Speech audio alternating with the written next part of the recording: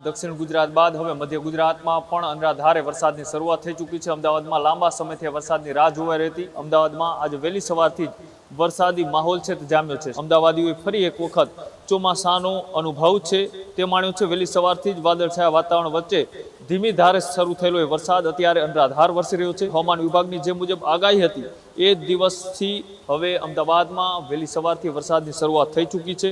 હજુ પણ આગામી 2-3 દિવસ આ જ પ્રકારનો વરસાદ એ મધ્ય ગુજરાતમાં પડે તેવી હવામાન વિભાગ દ્વારા આગાહી કરવામાં આવી છે। આજ સાંજ સુધી આ જ રીતના અવિરત વરસાદ અમદાવાદના મોટા ભાગના વિસ્તારો અને આસપાસના તાલુકાઓની અંદર પડે તેવી પણ હવામાન વિભાગ દ્વારા આગાહી છે તે કરવામાં આવી છે। નોકરીએ જતા લોકો માટે પણ અત્યારે મુશ્કેલી પડી રહી છે, કેમ કે રસ્તા ઉપર ગોઠણસામાં પાણી ભરાઈ જતા વાહન વ્યવહાર પણ ઠપ થયો છે।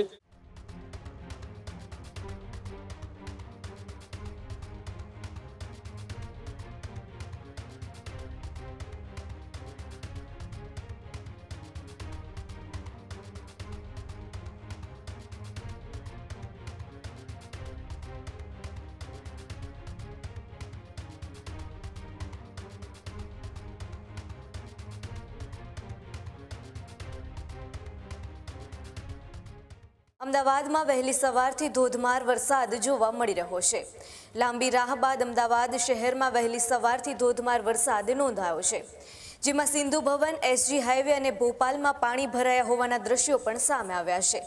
સાથે વૈષ્ણોદેવી થલતેજમાં પણ પાણી ભરાવાની શરૂઆત થઈ ચૂકી છે। અખબારનગર અંડરબ્રિજ બંધ કરવામાં આવ્યો છે। ભારે વરસાદના કારણે વરસાદી પાણી ભરાઈ જતા વાહન ચાલકો મુશ્કેલીમાં પણ જોવા મળી રહ્યા છે। વાસણા બેરેજના 3 દરવાજા પણ ખોલવામાં આવ્યા છે। અમદાવાદ શહેરમાં વહેલી સવારથી ધોધમાર વરસાદ જોવા મળી રહ્યો છે। ભારે વરસાદના કારણે અનેક વિસ્તારોમાં પાણી ભરાયાના દ્રશ્યો પણ સામે આવી રહ્યા છે, જેમાં સિંધુ ભવન, એસજી હાઈવે અને ભોપાલમાં પાણી ભરાયાના દ્રશ્યો સામે આવી રહ્યા છે। વૈષ્ણોદેવી થલતેજમાં પણ પાણી ભરાવાની શરૂઆત જોવા મળી રહી છે।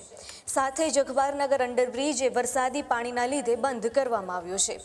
વરસાદી પાણી ભરાઈ જતા વાહન ચાલકો ભારે હાલાકીનો સામનો પણ કરી રહ્યા છે। વાસણા બેરેજના 3 દરવાજા પણ ખોલવામાં આવ્યા છે। જે રીતના હવામાન વિભાગ દ્વારા આગાહી કરવામાં આવી હતી એ જ રીતના દક્ષિણ ગુજરાત બાદ હવે મધ્ય ગુજરાતમાં પણ અનરાધારે વરસાદની શરૂઆત થઈ ચૂકી છે। અમદાવાદમાં લાંબા સમયથી વરસાદની રાહ જોવાઈ રહી હતી। અમદાવાદમાં આજે વહેલી સવારથી જ વરસાદી માહોલ છે તે જામ્યો છે। શહેરના અનેક વિસ્તારમાં સવારથી જ ધૂમધાર વરસાદ વરસી રહ્યો છે। આ તમે દ્રશ્યોની અંદર જોઈ રહ્યા છો કે જ્યાં વરસાદના કારણે વાતાવરણની અંદર અત્યારે ઠંડક પ્રસરી છે, અંધારપટ જોવા મળી રહ્યું છે। અમદાવાદીઓએ ફરી એક વખત ચોમાસાનો અનુભવ છે તે માણ્યો છે। વહેલી સવારથી જ વાદળછાયા વાતાવરણ વચ્ચે ધીમી ધારે શરૂ થયેલો એ વરસાદ અત્યારે અનરાધાર વરસી રહ્યો છે।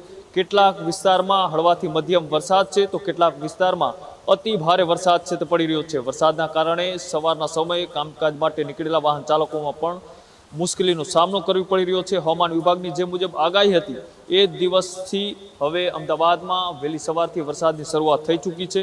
હજુ પણ આગામી 2-3 દિવસ આ જ પ્રકારનો વરસાદ એ મધ્ય ગુજરાતમાં પડે તેવી હવામાન વિભાગ દ્વારા આગાહી કરવામાં આવી છે। આ તમે દ્રશ્યો જોઈ રહ્યા છો કે રસ્તા ઉપર ગોઠણસમા પાણી ભરાવાની શરૂઆત થઈ ચૂકી છે। અમદાવાદનો એ થલતેજ વિસ્તાર કે જ્યાં વહેલી સવારથી સતત વરસાદ છે તે વરસી રહ્યો છે અને અત્યારે વરસાદની ગતિ એટલી તીવ્ર થઈ છે કે તમને આજથી જે આગળનું વિઝન જોવું પણ ખૂબ મુશ્કેલ પડી રહ્યું છે। વાહન ચાલકો માટે વાહન ચલાવવા પણ મુશ્કેલ પડી રહ્યા છે અને સાથે સાથે અત્યારે જે રીતનો વરસાદ પડી રહ્યો છે તેના દ્વારા હવામાન વિભાગ દ્વારા આજની પણ એક આગાહી છે તે કરવામાં આવી છે। આજ સાંજ સુધી આ જ રીતના અવિરત વરસાદ અમદાવાદના મોટા ભાગના વિસ્તારો અને આસપાસના તાલુકાઓની અંદર પડે તેવી પણ હવામાન વિભાગ દ્વારા આગાહી છે તે કરવામાં આવી છે। અને અત્યારે જે રીતના અપડેટ સામે આવી રહ્યા છે, અમદાવાદના અખબારનગર ઓવરબ્રિજ છે તેને અત્યારે તાત્કાલિક વાહન વ્યવહાર માટે બંધ કરવામાં આવ્યો છે અને સાથે સાથે જે ગાજવીજ સાથે વરસાદ અત્યારે વરસી રહ્યો છે ત્યારે હવામાન વિભાગ દ્વારા જે આગાહી કરવામાં આવી છે એ ચોમાસાનો આ વરસાદ એ બીજા રાઉન્ડની જે શરૂઆત છે તે અમદાવાદમાં થઈ ચૂકી છે। રાજ્યના કેટલાક વિસ્તારમાં ભારે વરસાદની શક્યતાઓ વચ્ચે અમદાવાદની અંદર પણ ભારે વરસાદની શરૂઆત થઈ ચૂકી છે। વહેલી સવારથી અનરાધાર વરસાદ પડતા જનજીવન પણ પ્રભાવિત થયું છે। નોકરીએ જતા લોકો માટે પણ અત્યારે મુશ્કેલી પડી રહી છે, કેમ કે રસ્તા ઉપર ગોઠણસામાં પાણી ભરાઈ જતા વાહન વ્યવહાર પણ ઠપ થયો છે। કેટલાક વિસ્તારની અંદર એ પાણી એ નીચાણવાળા વિસ્તારમાં ભરાવાની શરૂઆત થઈ ચૂકી છે। ડ્રેનેજ સિસ્ટમ છે તેને પણ તાત્કાલિક અત્યારે સક્રિય કરી દેવામાં આવી છે।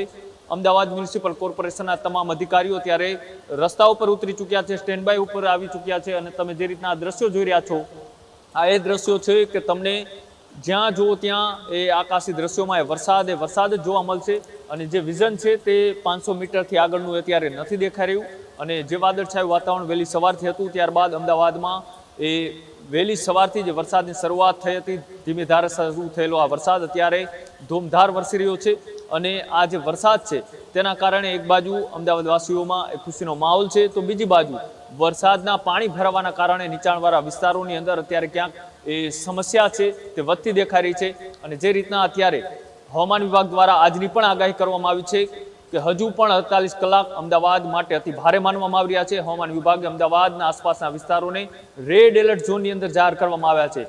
શાળા કોલેજે જતા બાળકો માટે પણ હવામાન વિભાગ અને સાથે તંત્ર દ્વારા સાવચેતી રાખવા માટેની અપીલ કરવામાં આવી છે. જોખમી રસ્તા ઉપરથી પસાર ન થવાની પણ અપીલ કરવામાં આવી છે.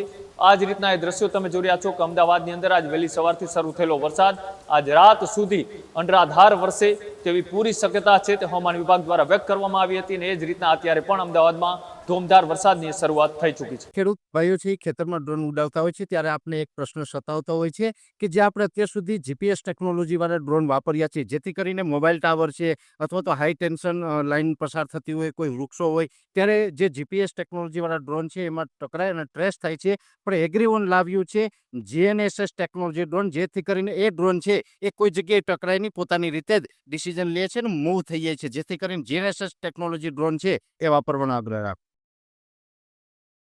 હજુ સુધી તમે અમારી ચેનલને સબસ્ક્રાઇબ નથી કરી તો અત્યારે જ ન્યૂઝરૂમ ગુજરાતને સબસ્ક્રાઇબ કરો, ફેસબુક અને ઇન્સ્ટાગ્રામ પર ફોલો કરો.